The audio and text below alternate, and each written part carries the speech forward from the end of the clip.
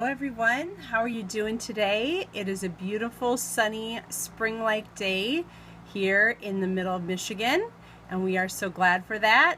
Hey Charmaine, welcome. Charmaine, sorry.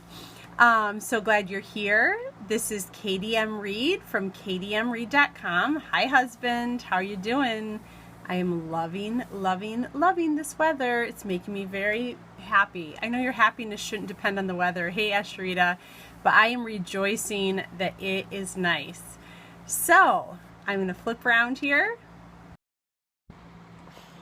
Okay. I'm wearing orange and gold because it was reminding me of the sun today. It's actually, this is the first thing I grabbed, but then I was thinking, oh, this is good.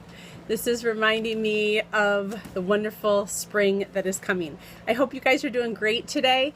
So I am not very good at memorizing scripture. Hey Debbie, welcome.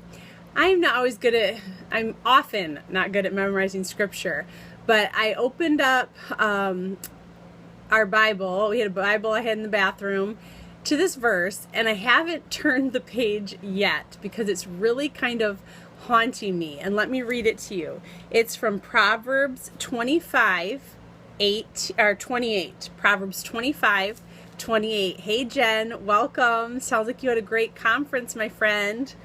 So in Proverbs 25:28 it says, in the NASB version, thank you Adam. Ooh, you're giving Audie a run for her money.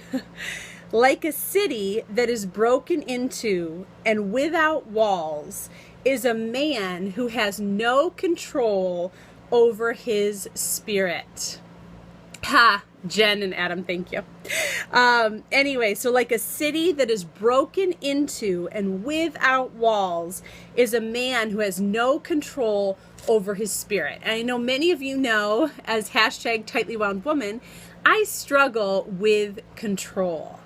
However, I also struggle with not being in control, especially when I'm angry or frustrated, and that's been happening a lot lately. And so this verse was reminding me of the book of Nehemiah when the walls were in ruin. Good job with the hashtags, hubby.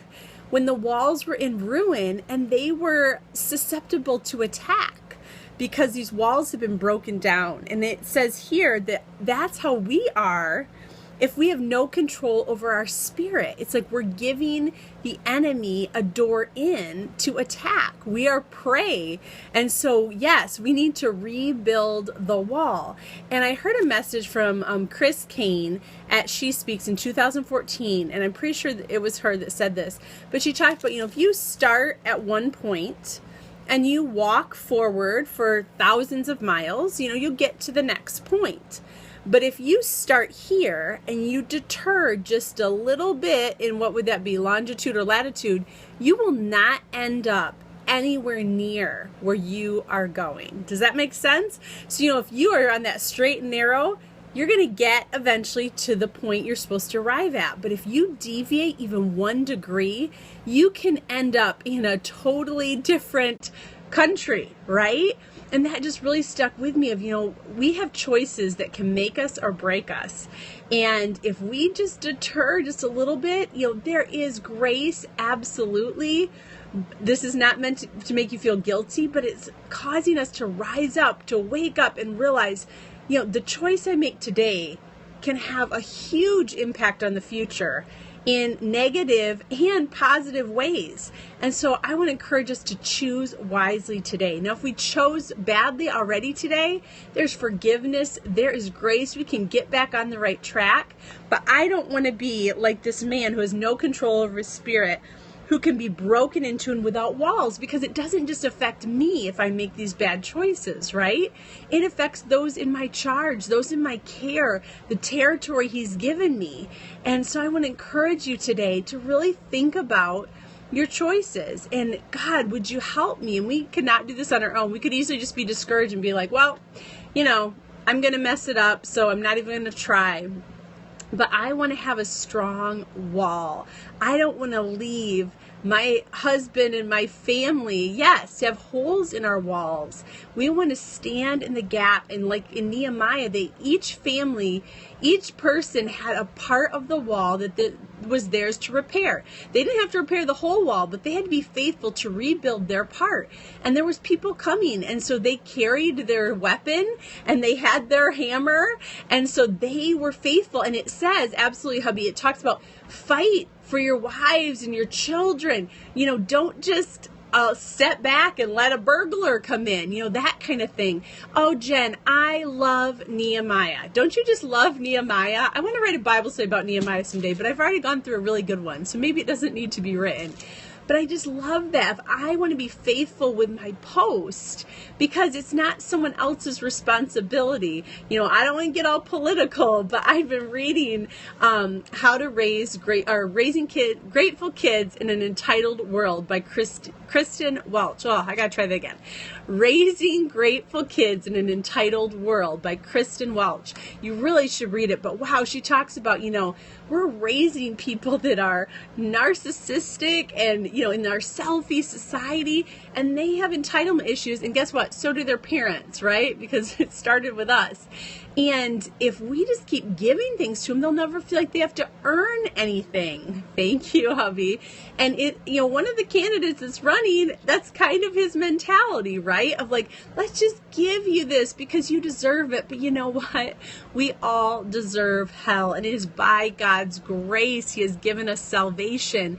And I don't want to be one of those bratty kids, as an adult who's just like, God, just give me all this stuff and I'll do nothing. We all have a post. We all have a responsibility. We all have a part of the wall to build.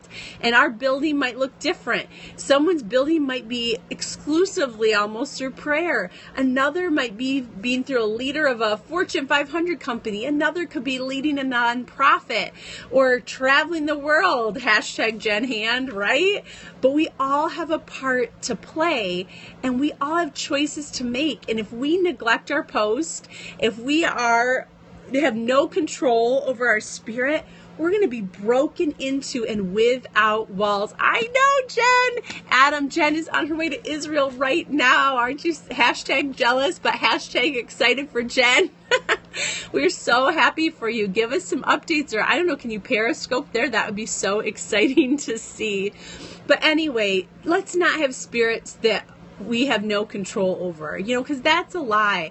I remember my friend, she was having trouble with her daughter, and she said to her daughter, you know what? We all have emotions, but your emotions do not have to control you, right? So let's stand strong at our part of the wall. Sometimes we can get really distracted by being like, oh, but look, Betty Jo over there, she has a beautiful portion of the wall. I wish I was at that part of the wall. But if we're all focused on Betty Jo's portion, guess what? We're not going to get our part of the wall repaired. And then the enemy and the naysayers can come in and attack us. So let's stand strong today. Let's make choices that will bless others, that will bless future generations. Let's not make choices that will break us. There's that other verse that talks about with her own hand, like the woman destroys her home. You know what I'm talking about. That's not exactly it, but it's in Proverbs. And it's like, I don't want to be a woman that destroys her home with my own hands. I want to build up my household by making good choices and not being narcissistic and entitled and all those things. I don't have to be a doormat or a martyr either, or a victim, but there's that balance of I want to make choices that are life-giving and that are building. I love the verse in Nehemiah. I think it might be 2:18, but don't quote me on that talked about, they said, let us arise and build. So they put their hands to the good work. Let's do that today. I hope that you are encouraged. This is Katie M. Reed from katiemreed.com. Please come over to the blog tomorrow as I'm interviewing the author of Curious Faith, Logan Wolfram. I hope that you'll come over and give her a warm welcome. And if you haven't checked out her book, Curious Faith, I hope that you will do that. You are most welcome, Charmaine. Thank you for joining me today. And then I am not totally sure about Wednesday's hammock time.